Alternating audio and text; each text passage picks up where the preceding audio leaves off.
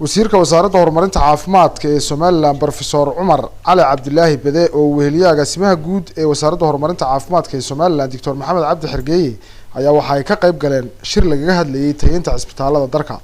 kulankan oo ay soo qaban qaabisay wasaaradda horumarinta caafimaadka ee Somaliland ayaa waxa door muhiim ah ku lahayd hay'adda IOM oo kamid ah hay'adaha la shaqeeya wasaaradda horumarinta caafimaadka ee Somaliland.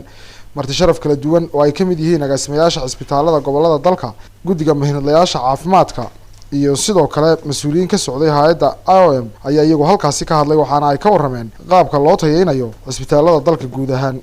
kulankani waa kulankii labaad xagga tayada cisbitaalada la eegayo oo 3 bilood ka hor wasaaradda horumarinta caafimaadku ku agaasintay inay qabato oo inoo yimaadeen khubaro badan si tayada loo sii sugo. marka quality-ga la leeyahay runtii waa wax lagu faani karo in maanta aanu ka wada hadlayno quality wax la yiraahdo ama tayo.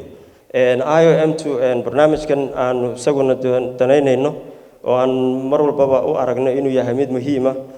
waxaanu session-ka dambe kaga hadli doonaa annaga iyo mas'uuliyiinta ka socda wasaaradda caafimaadka iyo isbitaalada si brief ah inaanu balis update gareyno waxyaabihii noo soo qabsoomay oo ay tayadu u horeysana aanu ka wada hadalno wixii challenges oo jirana aanu isu sheegno arrimo administrative-na aan ka wada hadalno oo saad ula socotaan 6 regional hospitals iyo 5 district hospitals ayaa mashruucani uu si hoose ula shaqeeyaa.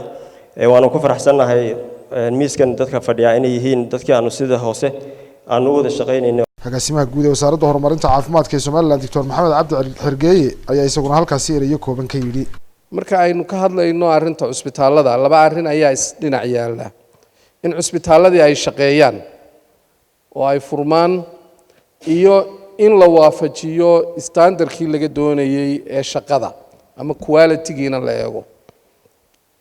marka quality-ga la eegayo wax badan ayaa hadana hoos imanaya. quality care marka aad bixinayso the resource-kiisina waa inuu yaalaa.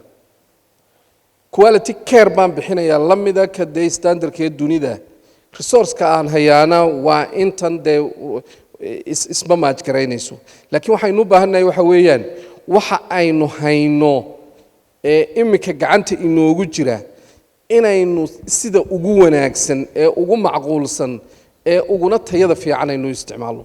Dr. Marwe Aadan Ismaaciil oo kamid ah khubarada caafimaadka ee dalka Somaliland ayaa iyaduna halkaasi hadal ka tiri. shalay digaag iyo riyo iyo dameero ay ahayd inaynu goobaha caafimaad ka saarno.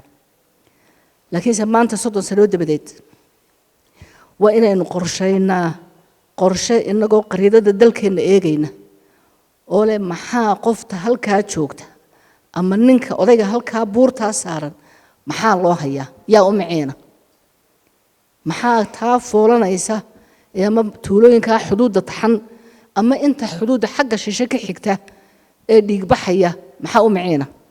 gabagabadii shirkan wasiirka wasaaradda horumarinta caafimaadka ee Somaliland Professor Umar Ali Abdullahi Bade oo hadallo kala duwan oo isugu jira dardaaran iyo tilmaamo kala duwan halkaasi ka jeediyay ayaa waxa uu ka warramay in wasaaraddiisa ay ka go'an tahay sidii loo tayeyn lahaa cisbitaalada dalka isagoo geesta kalena sheegay wasiirku in wasaaradda horumarinta caafimaadku aanay diiradda saarayn oo qura cisbitaalada dawladdu maamusho balse loo baahan yahay in la tayeeyo cisbitaalada gaarka loo leeyahay laftooda. intaba hore waxaynu xoog saaraynay in adeega caafimaadka fidintiisa xoog la saaro oo waqti iyo tamar iyo khayraad la geliyo sidii goob walba looga furi lahaa goob caafimaad ama goobta dhalaanka hooyada ama heerka wax ka sareeyo loo gaarsiin lahaa. imiga waxaan islaahay wali kameynaan bogan inaynu dhammaan caafimaadka dalka wada gaarsiino. haddana waxaan joognaa waqtigii aynu sidoo kale awood iyo tamar iyo qorshe gelin lahayn heerka labaad oo ay cisbitaaladii dalka gacanta la geliyo laga shaqeeyo kor loo qaado wax ka bedel lagu sameeyo.